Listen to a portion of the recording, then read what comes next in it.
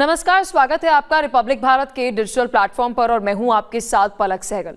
हर कोई बात कर रहा है अमेरिका इंडिया डील को लेकर, लेकिन क्या सच में ये डील भारत के लिए आने वाले समय में महत्वपूर्ण होने वाली है? पॉजिटिव इंसाइट लेकर आएगी, पॉजिटिव रिजल्ट लेकर आएगी, या फिर महज एक रोजी पिक्चर सबके सामने पेश की जा रही है? पूरा एक्सप्लेनर हम आपको देंगे कि इस डील से, इस टैरिफ हटाने से भारत पर क्या असर पड़ेगा और अमेरिका पर क्या असर पड़ेगा। सबसे पहले बेसिक से स्टार्ट करते हैं। बात करते हैं कि इंडिया की जो इकोनॉमी है और जो हमारी जीडीपी है उसमें अलग अलग सेक्टर्स का क्या कंट्रीब्यूशन रहता है। तभी आप बेहतर तरीके से समझ पाएंगे कि आने वाले समय में इस डील से कौन से सेक्टर पर क्या असर पड़ेगा। देखिए, अगर हम बात करते हैं आज से कुछ 70 या 50 साल पहले की, तो जो हमारी पूरी इंफ्रास्ट्रक्चर होता था, या फिर हम इकोनॉमी की बात कर लें, तो उस वक्त इंफ्रास्ट्रक्चर बहुत वीक था। हमारा जो अलग अलग सेक्टर्स हैं उसमें सबसे बड़ा योगदान जो है वो एग्रीकल्चर सेक्टर का रहता था। लेकिन आज सब कुछ उलट है, यानी कि सब कुछ डिफरेंट है।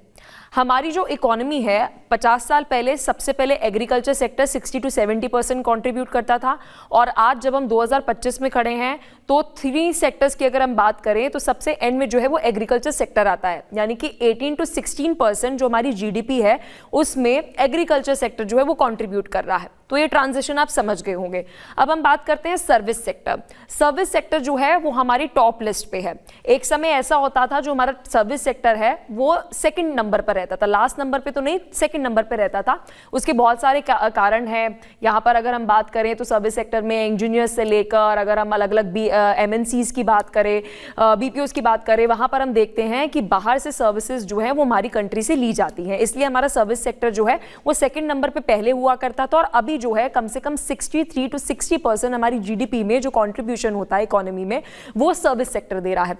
अब सेकंड अगर हम बात करें तो वो है इंडस्ट्रियल सेक्टर, मैन्युफैक्चरिंग सेक्टर को अगर आप समझ लीजिए। देखिए, मैन्युफैक्चरिंग सेक्टर जो है वो आज से कुछ समय पहले बहुत बड़ी चुनौती थी। अगर आप आज से 11 साल या 12 साल पहले की बात करें तो make in India, made in India, आपने बहुत बार पीएम मोदी को सुना है कि भारत में बनाओ, भारत में उसको प्रोड्यूस करो, वहाँ पर उसको मैन्युफैक्चर करो। उसके पीछे जो एक हम विजन की बात करें वो ये था कि पीएम चाहते थे कि जो मेड इन इंडिया हो उससे हमारा जो मैन्युफैक्चरिंग सेक्टर है, जैसे बाहर की कोई कंट्रीज भी अगर हमारी कंट्री में आ रही हैं और वहाँ पर एक मैन्युफैक्चरिंग हब बना रही है, इंडस्ट्रियल हब बना रही है, तो उससे क्या होगा, हमारा मैन्युफैक्चरिंग सेक्टर जो है वो बूस्ट होगा। यानी कि उस समय 3rd नंबर पर था, और आज जब हम आपको एक्सप्लेनर दे रहे हैं तो हमारा मैन्युफैक्चरिंग सेक्टर जो है वो हमारी जीडीपी में 2nd नंबर पर कंट्रीब्यूशन देता है। तो मेक इन इंडिया से ये इफेक्ट पड़ा। अब इसको सरल तरीके से समझे, हमारे देश की जीडीपी 1st नंबर पर सर्विस सेक्टर है, 2nd नंबर पर मैन्युफैक्चरिंग सेक्टर, और 3rd नंबर पर हमारा एग्रीकल्चर सेक्टर है। अब आप सोच रहे होंगे कि इसका रेलेवेंस जो हमारा इंडिया और अमेरिका की डील है इससे क्या है। इसे आप ऐसे समझिए, जो आने वाले समय में कहा जा रहा है कि दोनों कंट्रीज जो हैं फार्मास्यूटिकल सेक्टर और साथ ही एग्रीकल्चर सेक्टर, और इसके साथ साथ अगर हम इलेक्ट्रॉनिक्स की बात करें तो इन सेक्टर में एक बड़ी आने वाले समय में भारत को उपलब्धि मिल सकती है। देखिए, सबसे पहले समझते हैं कि भारत जो है वो क्या कुछ एक्सपोर्ट करता है अमेरिका को। भारत सबसे ज़्यादा अगर हम बात करें जो इलेक्ट्रॉनिक्स है, फार्मास्यूटिकल सेक्टर है, एग्रीकल्चर सेक्टर है, और साथ ही अगर हम पेट्रोलियम की बात करें, रिफाइंड पेट्रोलियम की बात करें, तो वो जो है एक्सपोर्ट करता है। और भी बहुत सारी चीज़ें हैं, लेकिन 5 अगर हम मेन बात करें गुड्स की जो हम एक्सपोर्ट करते हैं। अब बात करते हैं अमेरिका की। अमेरिका हमें न्यूक्लियर रिएक्टर्स की अगर हम बात करें, और साथ ही अगर हम ऑयल की बात करें, तो ये सब कुछ जो है वो हमें एक्सपोर्ट करता है, यानी कि हम उससे ये सब कुछ आयात करते हैं। अब सबसे दिलचस्प बात यह है कि पिछले लंबे समय से अगर हम बात करें, हमारे देश की इकोनॉमी में जो हम एक्सपोर्ट करते हैं अमेरिका को, यानी कि हमारे गुड्स जो उनके देश में जाते हैं, तो जो भारत की इकोनॉमी है उसमें एक्सपोर्ट्स की अगर हम बात करें तो 3rd कंट्रीब्यूशन, यानी कि 3rd लार्जेस्ट कंट्रीब्यूशन जो है वो यूएसए का रहता है। यानी कि हमारे देश की जो इंपोर्ट एक्सपोर्ट की बात करें, एक्सपोर्ट जो हमारी एक तरीके से इनकम है, उसमें 3rd नंबर पर अमेरिका आता है जो कंट्रीब्यूट करता है। यानी कि हम उनके साथ ट्रेड सरप्लस में है, और छोटे मोटे ट्रेड सरप्लस में नहीं है, बहुत ज्यादा ट्रेड सरप्लस में हम रहे हैं। ये हम आपको 2025 तक की बात कर रहे हैं।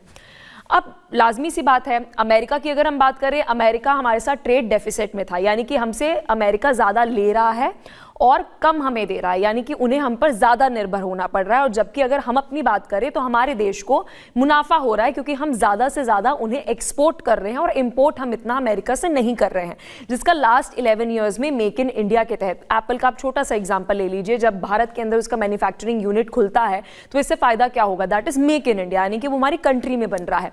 तो इससे भारत को फ़ायदा हुआ, क्योंकि उनको आउटपुट जो है वहाँ की कंपनीज को, वहाँ के मैन्युफैक्चरिंग सेक्टर्स को कम पड़ रहा है, सस्ता पड़ रहा है। तो चाइना से अमेरिका ने यहाँ पर शिफ्ट किया। अब बात करते हैं कि आने वाले समय में क्या होगा। देखिए, आने वाले समय में कहा जा रहा है कि एक जो फिशरी सेक्टर है, हमारा जो एग्रीकल्चर सेक्टर है, जो कि हम कह सकते हैं कहीं ना कहीं एक ही उसमें सेक्टर में आते हैं, उसको कहा जा रहा है कि एक बूस्ट मिलेगा। क्योंकि लास्ट 11 ईयर्स में हमने देखा कि मैन्युफैक्चरिंग सेक्टर और साथ ही हमारा जो सर्विस सेक्टर है उसे फोकस करने में मेक इन इंडिया के तहत इतना ज़्यादा हमने फोकस ले लिया कि जो हमारा एग्रीकल्चर सेक्टर था, जो टॉप लिस्ट पर था, आज वो कहीं ना कहीं तीसरे लिस्ट पर आ गया है। तो इस ट्रेड डील से ये एक बड़ा असर जो है वो पड़ते हुए नजर आएगा, ना केवल इंडिया पर, इवन अमेरिका पर भी। तो एक तरीके का हम देखेंगे कि आपस में दोनों कंट्रीज जो हैं, यानी कि हमारी जो स्ट्रेंथ है एग्रीकल्चर सेक्टर, चाहे वो गेहूं ले लीजिए, चाहे आप कॉफ़ी ले लीजिए, चाहे वो राइस ले लीजिए, अगर हम चावलों की बात करें तो बासमती राइस जो है वो भारत एक्सपोर्ट करता है अमेरिका को। तो ये सभी अगर हम छोटे छोटे, अगर आप जो आम सी भी कोई चीज़ देखेंगे, गेहूँ अगर देखेंगे, ये सब वो चीज़ें हैं जो हम एक्सपोर्ट करते हैं बहुत सारी कंट्रीज को, इवन रशिया को भी, मतलब कि फूड अपनी सप्लाई के लिए वो हमारे देश पर निर्भर रहते हैं। तो इसे एक बूस्ट मिलते हुए नजर आएगी।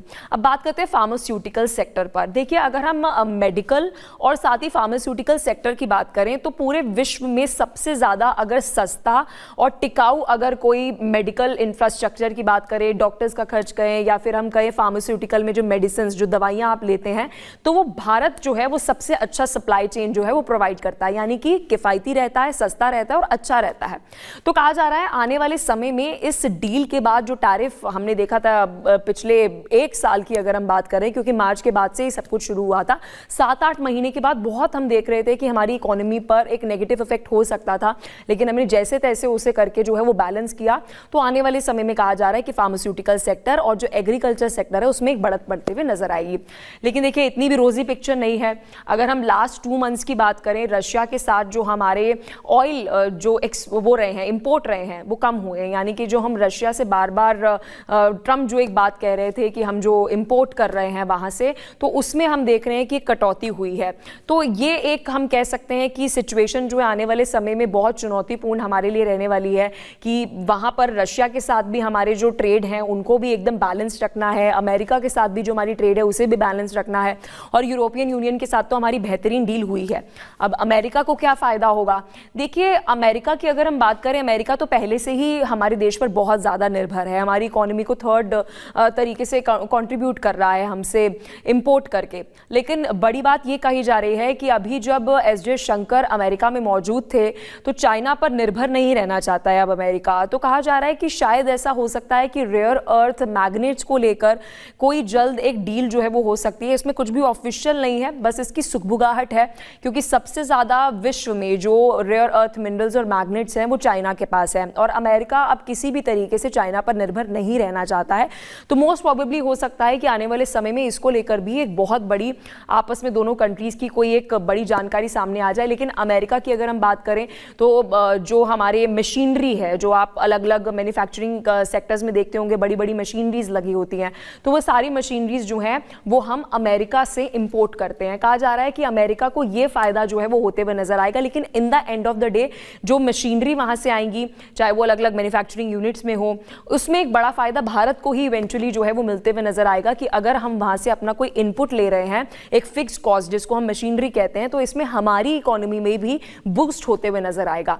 तो कुल मिलाकर अगर हम इस डील को देखें, जो ऐसा पेश किया जा रहा है कि शायद हमारे देश के लिए ठीक नहीं है, जबकि एक्चुअल में इवेंचुअली जो फ़ायदा है वो भारत को ही होते हुए नजर आएगा, क्योंकि हम अभी भी ट्रेड सरप्लस में है जब हम अमेरिका की बात करते हैं। आपको क्या लगता है कि जो अभी फैसला लिया गया है, जो ट्रेड डील हो रही है, क्या ये सकारात्मक आगे रिजल्ट देते हुए नजर आएगी, पॉजिटिव इंपैक्ट हमारी इकोनॉमी पर डालेगी? नीचे कमेंट बॉक्स में ज़रूर बताइएगा, और अगर आपको एक्सप्लेनर अच्छा लगा हो तो हमारे चैनल को सब्सक्राइब करना ना भूलिएगा। देखते रहिए रिपब्लिक भारत का डिजिटल प्लेटफॉर्म।